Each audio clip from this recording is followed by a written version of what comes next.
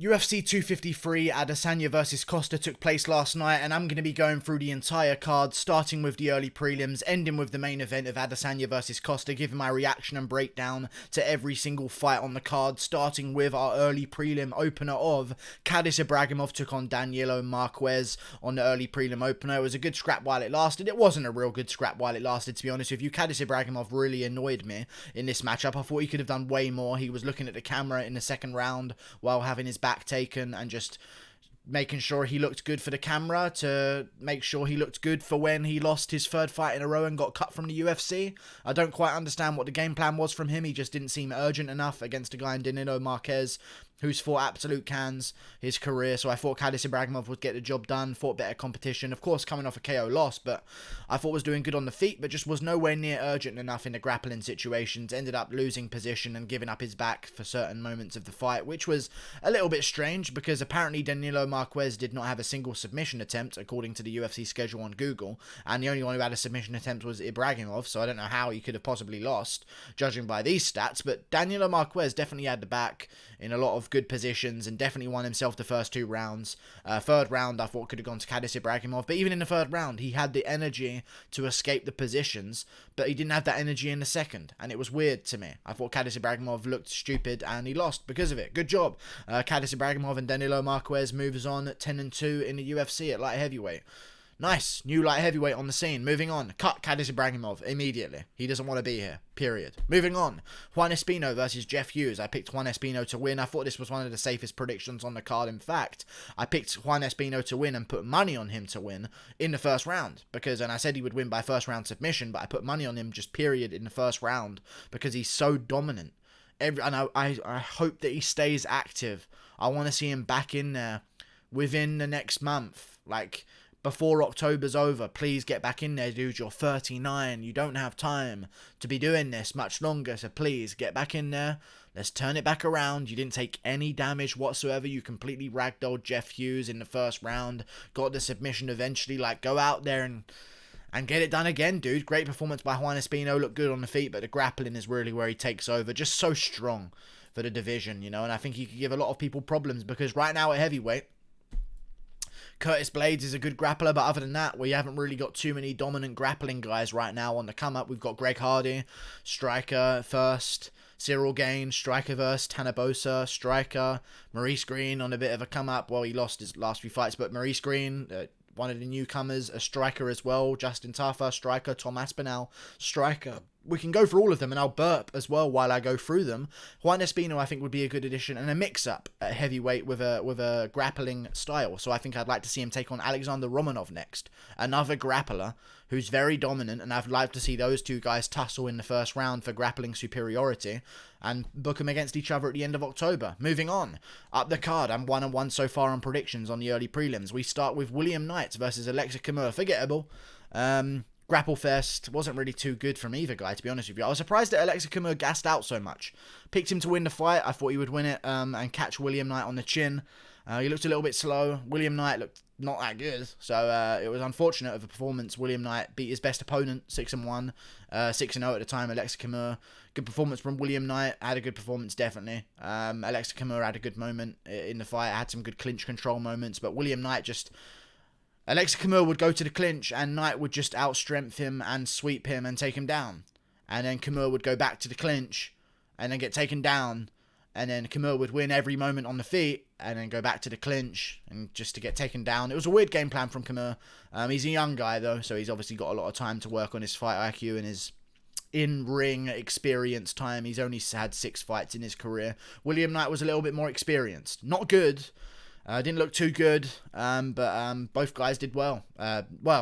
Both guys, they looked okay. It wasn't the best performance. It was very forgettable. But William Knight got the job done. 9-1, like heavyweight. Very marketable, I'm sure, with a body like that. So he's going to go far. The UFC's going to get behind him. 9-1. One on the Contender Series as well. So they love Contender Series winners. But so did Alexa Kimura. So interesting performance from both of them. I was surprised Kimura gassed out faster than the muscle machine of William Knight. I thought he would 100% gas out faster than Kimura, who's a small guy for light heavyweight. Not big whatsoever. 6'2" and skinny. So I thought he would definitely have the cardio advantage in the third, but he didn't. somehow. So William Knight got the job done. Good job, William Knight. Moving on up the card, I'm 1 and 2 so far in predictions. Ludovic Klein was an underdog, number 2 guy out of Eastern Europe, very active this year. And Shane Young, I thought was the worst favourite on the card, in my opinion. Said Ludovic Klein was going to win. Said he was going to win in the first round as well. Put money on him to win in the first round. Thank you very much, Ludovic Klein. I appreciate that. And it was one of the most brutal combos I've ever seen. Such a brutal combination with a head kick mixed in there as well to finish off Shane Young. That hacker, I don't even know what the point of that was, but that was a bit of a waste of time at the weigh-ins. But still, Shane Young, I said this before, he was a favourite for some bizarre reason. Just because a guy steps in on short notice does not change who that guy is. He had taken fights in 2020. He's been active. He's beaten everyone. He's a savage, 17 and 2, number 2 guy out of Eastern Europe, which is a tough place to be the number 2 guy out of, and went out there and beat Shane Young, who was a favourite despite the fact that everyone should have known he quit the game. After his last win, he won, he quit the game. No more fighting for Shane Young. Done for months. Came back when he had a kid because he realised he needed to provide for his family. That's not a good sign when you're just quitting like that. If you can give up the game, you can give up some rounds, and he didn't have a chance to give up some rounds because Ludovic Klein finished him in the first. Moving on, up the card, good job Ludovic Klein, 2 and 2 on predictions so far. Diego Sanchez versus Jake Matthews. I'll give an honest opinion. Sanchez should have been finished in that fight. Jake Matthews went to a decision. I said this before. If Jake Matthews went to a decision and didn't get a KO, it was a loss. I picked him to win. I felt he was going to get it done by KO. KO Diego Sanchez at this point, please, dude. You've been blessed. He got blessed. Prelims of a pay-per-view. A big pay-per-view. Adesanya versus Costa. All eyes on you on the prelims. Prelims are better positioned than the main card sometimes. Okay? Especially on big pay-per-views. Because they get all the eyes that people who aren't going to buy the actual pay-per-view and are just going to stream it illegally. Like, they get the eyes of the people that will tune in on TV. Why did you go to a decision, dude? You could have finished him in that third round, but you looked at him and you let him survive because he was a veteran and you don't want to hurt him. I get it. Jake Matthews just looked like he had too much respect and he missed out on a golden opportunity. But you know what? He made his money. 70 grand with a 5 grand bonus on top about. So good money. Diego Sanchez made about 110 grand for nothing. Again, just using the force and not really doing anything of any significance whatsoever. Landed some punches on Matthews, but clear power difference. Matthews was just all over him. But yeah, Jake Matthews wins another fight. But he had a golden opportunity to get a highlight reel KO against a guy in Diego Sanchez that just shouldn't be in there anymore. And he fucked it. Jake Matthews, unfortunate, but you could have got this win and be skyrocketed up the division with a big KO highlight over Sanchez. Instead, you got it done by decision and rode it out. Good job, dude. You could have finished him in the third, but you watched him and let him survive and passed into half guard and laid there. Strange decision from Matthews, but now he's going to have to take on Bilal Muhammad, which is a very tough matchup for him that I don't know if he's going to win. So yeah, unfortunate, but Jake Matthews got the decision win. I thought he would win by TKO. Yeah, Jake Matthews had a chance, but he won. He dominated. Good job, Jake Matthews. Dominant win. Brad Bradel, versus Alex da Silva Cajello. Currently 3 and 2 on predictions so far, I believe. Brad Bradel versus Alex da Silva Cajello. Alex da Silva, 21-2. Dangerous guy to take on short notice. Dangerous guy, but beat a bunch of cans. And that's the main reason that I picked Brad Bradel to win. Fought better competition. Just beat Magomed Mustafayev. I thought there's no way Alex da Silva Cajello can just take him down at will and implement his grappling if Brad Bradel couldn't be taken down and controlled by Magomed Mustafayev. That ain't going to work out. And apparently Alex da Silva did well in the first round. He won the first round, in my opinion. Looked very good in the grappling. Kept a hold of Brad Bradel. Brad Bradel was looking to separate the hands. Couldn't quite do it. I think he should have pummeled for an underhook a little bit quicker. Tried to shake up the grip rather than trying to break the grip, if you know what I mean. Get his arms underneath. But Alex da Silva has a strong grip. Looked good in the first round. Looked strong in the first round as well at lightweight. Brad Bradel eventually came back in the second and third. Took over. The body shots from Brad Bradel really played a huge effect here. The leg kicks as well. Everything da Silva was doing was to try and finish or to try and catch Bradel on the chin. Everything Bradel was doing was to try and eventually wear this guy down. And I think it was just a fight IQ of Bradel. Go into the body, go into the legs. Just being a bit too patient, you know, and then mixing it in upstairs after the body shots. I like Bradel's style. He's got great takedown defense, great submission defense as well. Stays patient when a guy's got his back. I like it. Bradel versus Renato Moicano is the fight I want to see happen in December this year as the co-main event or a feature fight of a fight night card, depending on how stacked the card is, of course. Bradel versus Renato Moicano needs to happen next. Good win from Bradel. Moving on up the card to the main card. Hakeem Dowdy versus Yubari Tukhugov. Good win from Dawodu. I thought the fight could have gone either way. The stats do not support my claim that at live I thought Tukhugov did enough to win.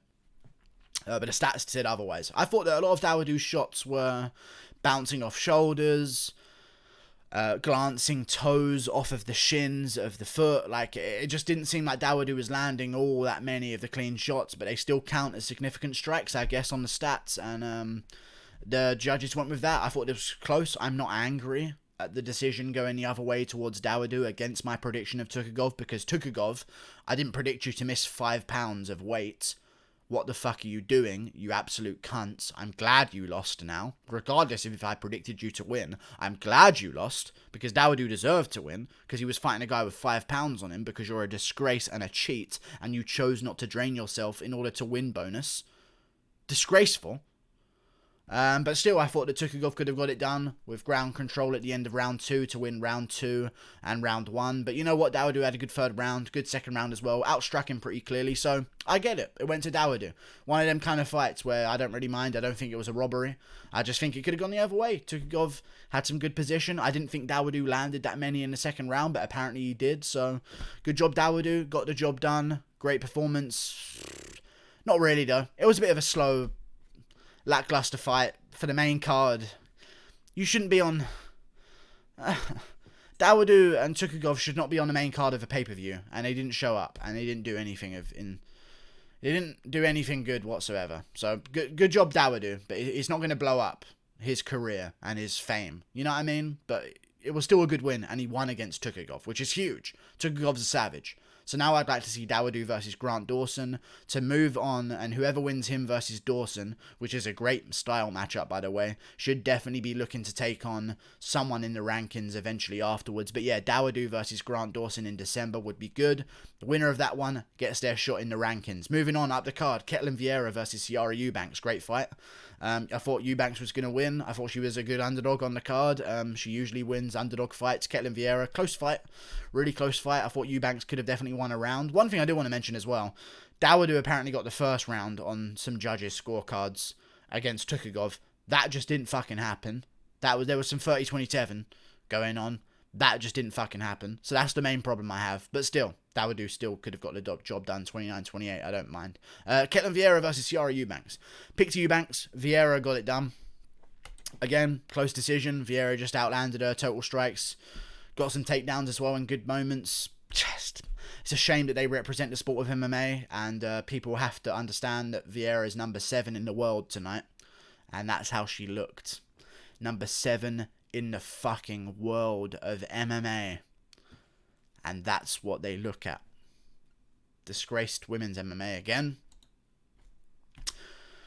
All good. You put a girl who's 6-4 at the time, or 7-4, sorry, on the main card of a pay-per-view. That's what you get. That's good though. Eubanks did good.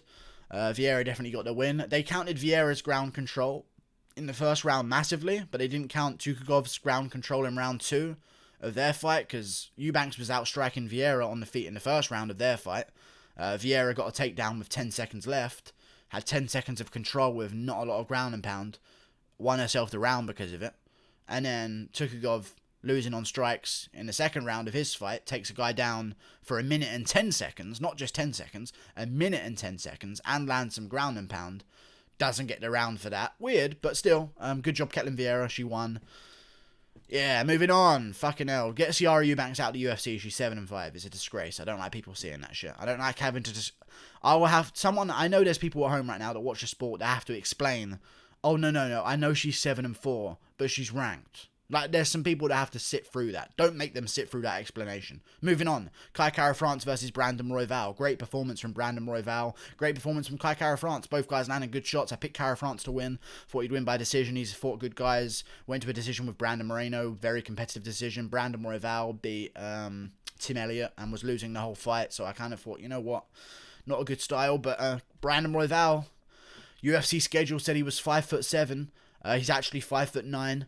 UFC schedule said he had a massive reach advantage over Brandon Roy Val.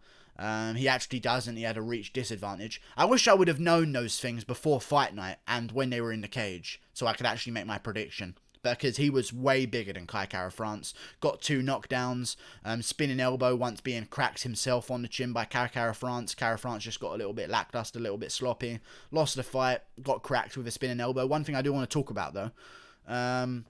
Roy Val landed an illegal knee on Kara France after that elbow. Illegal as they come. And I don't care if the tip of the knee landed on the neck. The top of the knee landed on the chin. As an uppercut, kind of, in that kind of motion. You're going upwards into the guy's face when you throw a knee that's illegal. You're going upwards. So I don't care if the point of the knee just grazes the neck. The rest of the top bulk of the knee is driving into his face. I thought it was a blatant illegal knee, and again, just like Rose Clark versus the other opponent, when they separated it for the knee that wasn't illegal and it should have been stopped, and then she comes back in and just straight away illegally knees the girl on the floor. I mean, it's just weird, the upholding of the rules of MMA recently. It genuinely is strange. He illegally kneed Kara France in the face. Then Kara France had to battle out of submission after submission. Did very well to battle out of submission after submission, but then eventually, as soon as he shot for a takedown, I said this fight's over, Roy Val wins. Because if you're shooting for a takedown on Roy Val, you've lost Kara France. Like, he shot for a takedown, got guillotined, of course. I mean, I said it was over as soon as he shoots a takedown. Got guillotined, had to tap out. Good performance by Roy Val, though. Not taking away from the performance of Roy Val, but that was an illegal knee. Like, enforced the rules of MMA. Otherwise, how am I supposed to know what happens in the fight? You know, like, Brandon Roy Val gets it done. Good job. Good win. I'd like to see him versus Joseph Benavidez, or potentially Askar Askarov. Askar the Question Askarov. I think that'd be a good matchup. Thank you very much. Brandon Roy Val versus Askar Askarov, probably most likely next. Good performance. Moving on, Dominic Reyes versus Jan Blachowicz. Plus his name's Raw Dog, which is nice. Dominic Reyes versus Jan Blachowicz. Done a full fight reaction to this. Dominic Reyes beat John Jones. Can't beat Jan Blachowicz. Jan Blachowicz, Polish power. Too strong. Legendary Polish power. Legendary suicide victim rope power. He's crazy. He takes suicide victims' ropes from the woods, touches it, gains all the power, straight into those hooks, and he just tuned up Dominic Reyes in that second round. The first round was close. Blachowicz landed some vicious kicks to the body, opened up a welt on Dominic Reyes' side, just blistered him up. Brutal. Jan Blachowicz looked amazing. He really did. Did not see that one coming. I said he was a live dog. I actually said on this card, the best favourite I said was... I don't even know what I said, but I said Ludovic Klein was a good underdog, and I also said 2 great underdogs are Blachowicz and Roy Val. I should have listened to my own words, but I didn't, because I'm retarded, of course, mentally retarded, and that's how it works. And Dominic Reyes lost to Jan Blachowicz. Great performance from Polish Power. Glad that he's a champion now at 37 years of age. Not too nice for the rest of the division, because he's 37, but still. Finally gets his belt after his long career. I mean, this is a long time coming for Jan Blachowicz, so I'm happy for him. Great performance. Eventually tuned him up in the second round, broke his nose with a jab. That's how much Polish power he has, and then finished it off with hooks after that, after Reyes tried to close the show after getting his nose broken. Good job, Jan Blachowicz, with a TKO in the second round. Moving on. Up the card, Israel Adesanya versus Paulo Costa. I got the whole main card wrong, by the way, if you're following along for predictions. Israel Adesanya beat Paulo Costa. He beat Paulo. Costa didn't quite show up. That's okay, though. I thought Paulo Costa in my prediction video. I said Paulo Costa was going to go out there, be Paulo Costa, first of all, and go after him, push him against the cage, clinch up with him, throw shots to the body, wing shots upstairs, just land good shots. I thought Paulo Costa was going to do. And first in my prediction, I said that Paulo Costa would throw some stuff. But he didn't throw anything. He just stared at Adesanya, mocked him, got leg kicked, mocked him, got leg kicked, mocked him again, told him to kick his leg, which Adesanya did, kick his leg. Then Costa said, haha, kick my leg though. And then Adesanya kicked his leg again. And then Costa said, haha, kick it again. And then Adesanya kicked his leg again. And then Costa said, oh, I'm going to throw something. No, I'm not. Kick my leg again. And then Adesanya kicked his leg again. And then Costa said, oh, here comes the onslaught. Here's where I become Paulo Costa. I'm joking, kick my leg. And then Adesanya kicked his leg again. And then, and then Costa got KO'd by the